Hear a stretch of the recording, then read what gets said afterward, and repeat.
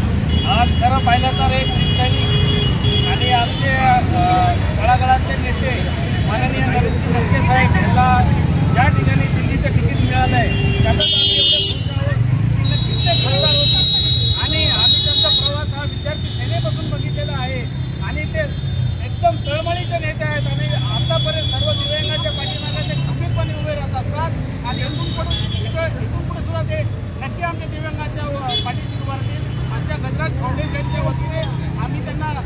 जाहीर पाठिंबा दिलेला आहे आणि सर्व दिव्यांग व्यक्ती आमच्याकडे जवळजवळ आता 1200 ते 1300 दिव्यांगांची यादी आहे आणि आम्ही सर्व मिळून त्यांना पाठिंबा दिलेला आहे आणि त्यांना 100% आम्ही मतदान करणार आहे। दिव्यांगासुद्धा मतदान त्यांना करणार आहोत आणि त्याचबरोबर सर्व सामान्य लोकांनी सुद्धा मतदान करावे और आपला मतदान